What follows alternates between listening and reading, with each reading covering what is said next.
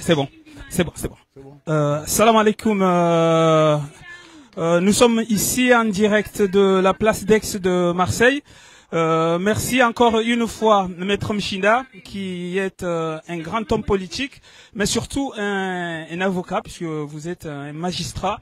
Vous connaissez très bien la loi. Ça fait à peine 5 ans que ici, sur cette place, a commencé ce qu'on appelle le Daoula Iraqi, c'est-à-dire le mouvement populaire comorien qui s'est levé après une mascarade électorale qui a lieu aux Comores et qui a provoqué l'assassinat de commandant Faisal et Major Moutu. Et encore une fois, nous sommes à 1 mois d'une autre mascarade préparée par la même personne, Azalia Soumani, et il y a eu pareil, un assassinat, puisque selon les spécialistes, il s'agit d'un assassinat, puisque c'est un jeune qui est allé voir un match qui opposait le Ghana, les Comores contre les Ghana, ou un militaire, pendant lequel un militaire qui n'est pas censé être là pour sécuriser cette manifestation, ce match, au même moment, il a été tué. Comment jugez-vous cette situation à 1 mois d'une autre mascarade électorale? Je te remercie de cette question, mais vous avez employé le mot assassinat. Oui, moi je confirme qu'il s'agit purement et simplement d'un assassinat. Parce que moi j'estime que cet acte a été prémédité. Et quand il y a préméditation, ça s'appelle un meurtre ou un assassinat. Alors, ici, le militaire qui a tiré Fahad, il a tiré avec une balle réelle. C'est pas une balle blanche, c'est pas une grenade lacrymogène, c'est une balle réelle. Et si on tire avec une balle réelle, c'est pour tuer. C'est pas pour blesser seulement, mais pour tuer. Donc, le militaire qui était censé protéger ou bien sécuriser la foule, il a tiré avec balle réelle, donc ça prouve qu'il avait prémédité son acte. Mais préméditer l'acte au profit de qui? Je n'en sais rien. Tout simplement, si les Comores étaient un État de droit, un État qui se respecte, le ministre de la Défense, le direct, tout ce beau monde devrait démissionner. Parce que c'est un drame national. Et quel que soit le commanditaire, ça devrait être une cascade de démission. Mais aux Comores, comme ils sont là, c'est une dictature qui se confirme de jour en jour. Donc ça montre qu'ils ne vont rien faire. Et d'ailleurs, comme vous l'avez si bien dit, c'est à 1 mois d'une mascarade électorale qui se prépare. Et tout ça, c'est pour faire diversion, pour ne pas parler de cette mascarade électorale avec tout ce qui est derrière, mais c'est pour justement braquer le peuple sur un autre sujet, même dramatique, c'est pas grave, pour que les gens oublient cette mascarade électorale. Voilà, moi, ma réponse, c'est ça. C'est pour faire diversion et pouvoir faire les élections à leur manière, comme ils veulent les faire. Puisque vous avez parlé des élections prochaines que Azalia Soumani et son pouvoir sont en train d'organiser, comment jugez-vous les candidats qui sont censés être de l'opposition? Est-ce que l'assassinat du jeune Fahad n'était pas une raison pure et dure pour retirer leur dossier, puisqu'il s'agit de la même manière que Faisal a été tué, comme je l'ai dit, et qui a provoqué ce combat de Daoula Iraqi qui a commencé, on a encore 5 ans. Ce qui est sûr, les candidats qui sont censés concourir à ces élections, c'est des candidats, pour moi, c'est des candidats fantoches, c'est-à-dire des gens qui sont là et qui savent par avance les résultats de ces élections. Mais ils veulent concourir pour le plaisir de concourir. Parce que parmi ces candidats, moi je soupçonne qu'il y en a qui ont été encouragés par le régime pour être candidats afin que ces élections aient lieu. Donc ce sont des gens qui sont corrompus, qui font semblant de se porter candidat pour s'opposer à Azali Assoumani, alors qu'ils savent que Azali a une seule intention, c'est de frauder, c'est de faire un hold-up électoral comme il l'a fait en 2019. Donc ces élections, pour moi, c'est des élections tronquées par avance. D'ailleurs, ce qui se passe à la CNI, à la commission indépendante électorale, ça montre les candidats. Par exemple, au niveau des gouverneurs, vous savez, les candidats qui sont radiés, qui font pas partie de la course, c'est pour des raisons farfelues. On comprend même pas pour quels critères la Cour suprême a retenu tel ou tel candidat. C'est pas des critères objectifs. Donc moi je suppose que ça sera forcément une mascarade comme ça a été en 2019. On a vu les jeunes de son village, Hiroya Wachili, du village du jeune qui a été assassiné, assassiné avec préméditation, selon vos propos, monsieur Maître Mshinda, qui ont porté des t-shirts mentionnant justice pour Fahad. Est-ce que à l'heure actuelle, on peut avoir justice sur seulement Fahad, alors qu'il y a eu des assassinats similaires et que aucun dossier n'a pas été ouvert depuis là? Exactement, c'est ce que je pense. Je pense la même chose que vous, monsieur le journaliste. Là, il y a eu pas mal d'assassinats, Faïswal, Moutu, Bapalé, tout ça. Est-ce qu'il y a eu des procès? Il n'y en a pas eu. Cette fois-ci, on fait semblant d'arrêter le coupable, l'auteur du tir, on fait semblant de convoquer des gens, d'ouvrir une enquête, mais tout ça c'est du cinéma. C'est du cinéma. Azali, la dictature, ne fera jamais un procès parce que pour lui, c'est normal que les militaires agissent ainsi. Lui, ça le choque pas qu'il y ait des jeunes assassinés. Pour lui, l'essentiel, c'est de pouvoir garder son pouvoir, son fauteuil de président. Et là, tout ça, c'est pour faire diversion, je l'ai dit, je le répète. Mais en aucun moment, il n'y a pas la volonté de faire un procès équitable, de faire justice.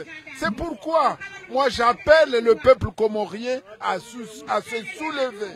La seule solution dans cette situation, c'est un soulèvement populaire pour que le peuple comorien marche sur Baïti Salam. Justement, pour arrêter cette dictature. Mais il n'y aura jamais de justice. Ça a montré, c'est pas le souci de ces personnes qui sont au pouvoir. C'est pas la justice.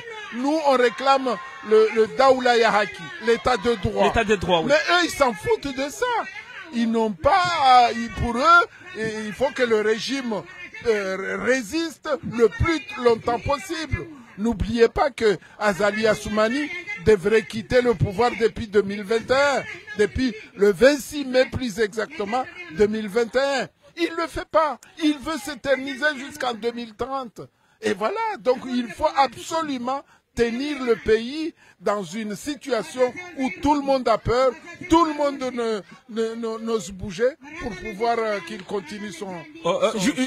Justement, puisque vous parlez de soulèvement populaire, ne serait-ce qu'à cause de cet assassinat, on a vu, ou bien on a vu quand même un peu la pression de la FIFA, puisqu'il s'agissait de matchs de football, que nous savons que la FIFA a une influence particulière au niveau international. Et la FIFA a fait une pression qui a provoqué, puisque pour la première fois, l'État comorien ou bien le gouvernement a fait une déclaration concernant cet assassinat. Est-ce que ce n'était pas la bonne occasion pour les supporters de Selakant en général, ou bien en particulier, et en général le peuple comorien, de profiter ce moment de la pression de la FIFA pour descendre dans les rues de Moroni, au lieu de faire une demande de manifestation comme les supporters l'ont fait, puisque je pense que la communauté internationale a déjà les yeux, notamment la FIFA, a les yeux sur les Comores. On a vu que même sur le journal 20 minutes ici en France a parlé de cet assassinat. Est-ce que c'était pas le bon moment pour le peuple comorien d'accompagner? C'est très dommage. C'est très dommage que le peuple comorien n'a pas profité de cette occasion pour se soulever. Les ingrédients étaient tous là. Un, il y a l'assassinat du jeune. Deux, c'est la jeunesse qui est touchée dans sa chair. D'ailleurs, ça devrait être l'occasion rêvée pour ce peuple de se soulever pour faire dégager la dictature. Deuxièmement, c'est à un moment où les candidatures aux élections, il y a eu des fraudes sur les candidatures, il y a eu des choses pas du tout légales claires, et donc ça devrait être l'occasion pour ce peuple de se soulever. Mais malheureusement, le peuple comorien est toujours en train de dormir, de ronfler. Je ne sais pas qu'est-ce qu'il attend pour pouvoir se prendre en main et se chercher, parce que Azali, lui, il ne plaisante pas. Il est là et il ne compte pas quitter le pouvoir. Et donc, ce peuple va rester là et subir les méfaits de la dictature, subir le totalitarisme jusqu'à quand? Je n'en sais rien. Et c'est pourquoi moi, mon message, c'est d'appeler le peuple comorien à marcher, à sortir pour se soulever, pour marcher vers Baïti Salam. Si il y a 300, 400, 500 Comoriens qui manifestent, je ne crois pas que l'armée va oser tirer sur 300, 400, 500 personnes. Je ne crois pas. Et donc, c'est la seule solution pour sortir cette dictature. Malheureusement, ça ne vient pas. Une dernière question, monsieur Maître Mchinda. Il s'agit de la déclaration du porte-parole du gouvernement, monsieur Msaïdié, qui a déclaré que c'était un petit incident, alors que cette déclaration montre qu'il n'avait pas pris les bonnes informations auprès du jeune tué, ni devant l'état-major de l'armée comorienne, ni devant la sécurité intérieure du ministre de l'Intérieur. Comment jugez-vous de tels propos, un petit incident, alors qu'un jeune a été ouvert le crâne par une balle dans la tête? Mais c'est pas la première fois. J'ai parlé tout à l'heure des mépris. Ces gens-là méprisent le peuple comorien. Ils en ont rien à faire. Pour eux, ils peuvent faire ce qu'ils veulent. Ils méprisent le peuple parce qu'ils se disent que le peuple est ignorant. Le peuple, il va pas bouger et ils vont rester comme ça à faire ce qu'ils veulent. Les déclarations, les agissements, mais ils sont sûrs d'eux. Ils sont sûrs que le peuple comorien, c'est un peuple obéissant. C'est pas un peuple qui aime l'affrontement. Et il se contente de ça. Et Azali lui-même a bien étudié le peuple comorien. Voilà pourquoi il continue de toute façon à maintenir sa dictature, à régner par les armes, parce qu'il se dit que rien ne lui arrivera. Parce que le peuple a peur. Voilà alors moi, mon message, c'est de dire que peuple comorien, maintenant, c'est le moment où il faut se chercher, il faut pouvoir sortir cette dictature qui est là depuis bientôt 12 ans et qui vous ruine la vie et bloque le pays. Certains journalistes, pas tous bien sûr, demande à ce que vous, les hommes politiques, ne mélangez pas l'affaire de Fayad avec la politique, alors que il s'agit d'une affaire purement et durement politique, puisque c'est l'État. Ils n'ont rien compris. Ceux qui disent ça, ils n'ont rien compris. Ils savent pas que dans un pays, tout est politique. Tout est politique. Tout est politique. C'est la politique qui nous gouverne. Comment, si les choses ne vont pas au Comores aujourd'hui, c'est parce que la politique est mauvaise pour le peuple. Ces journalistes qui disent ça, ils sont ignares, excusez-moi. Oui, bien sûr, ben vous avez le droit. Ce sont des profanes. Ils connaissent pas leur métier. Il y a un proverbe, Mao Tse-tung a dit que les problèmes politiques sont les problèmes de tout le monde. Et les problèmes de tout le monde sont des problèmes politiques. Alors on ne peut pas se défaire de la politique. Tant qu'on est en vie, on ne peut pas se défaire de la politique. Et c'est ça qui fait que notre pays marche sur la tête, parce qu'il y a une mauvaise politique qui est menée par les gouvernants. Il y a à peine 3 ou 4 mois au maximum, ici même en France, le jeune Naël a été tué, a été tué par un gendarme, alors qu'il était juste sous un petit contrôle de routine de voiture. Il avait conduit sans permis et son assassinat a provoqué la paralysie de toute la France. Comment expliquez-vous qu'un jeune qui n'était même pas, qu'on lui reproche de rien, sauf d'aller dans un match de foot pour sa passion, pour son pays, qui avait porté le drapeau de son pays pour aller soutenir ses frères qui venaient de la France pour aller jouer pour la Coupe du Monde de football, et que les Comoriens restent statiques, ne serait-ce que descendent dans les rues pacifiquement, mais ils attendent toujours une demande. Oui, parce que le peuple comorien n'est pas assez mûr. Je suis désolé de le dire, mais c'est la vérité. Nous avons un peuple qui n'est pas assez mûr et un peuple qui est fataliste. Tout à l'heure, je l'ai dit. C'est un peuple qui est obéissant et qui a peur, qui n'aime pas l'affrontement. Voilà. Alors que partout dans le monde, on se défend par tous les moyens. Mais le peuple comorien, non, il veut que Dieu descendent du ciel pour régler leurs problèmes. Une table garnie de choses, de bonnes choses, c'est tout. Mais il ne veut pas se dire que c'est l'affrontement qui permettra le pays de changer.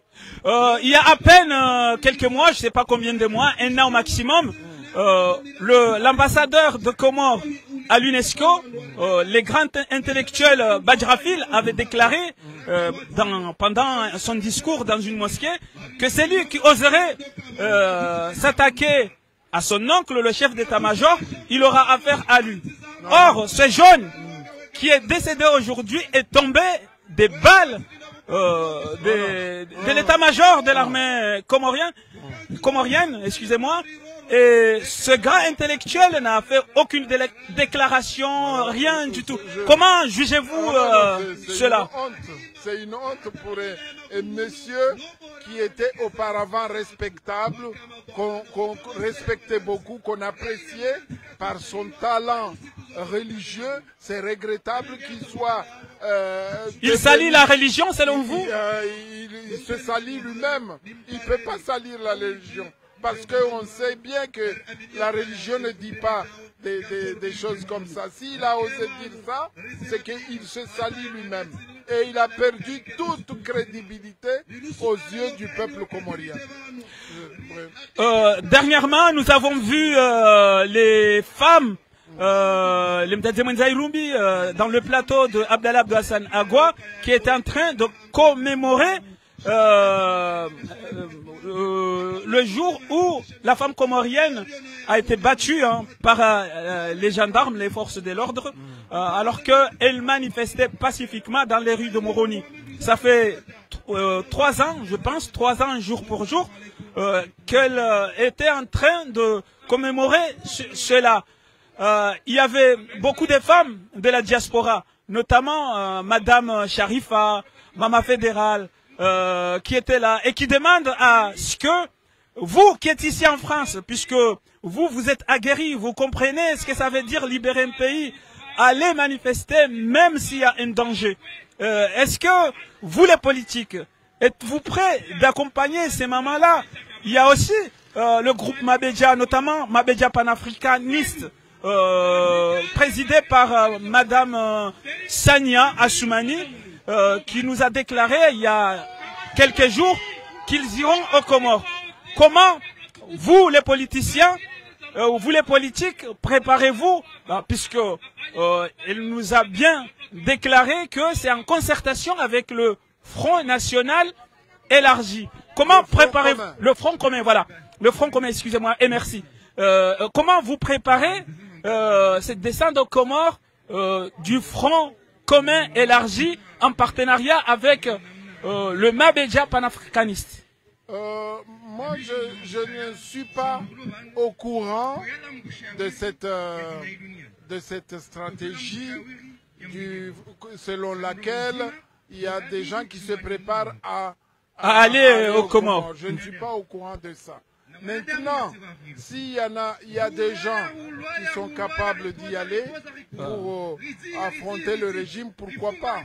Pourquoi pas? Mais ce que je sais... Sinon, il va tirer un en un jusqu'à ce qu'il vide le pays. C'est ça. Sinon, moi ce que je sais, s'il y a vraiment des gens qui vont affronter le régime, je sais que la diaspora va aider, va mettre des moyens...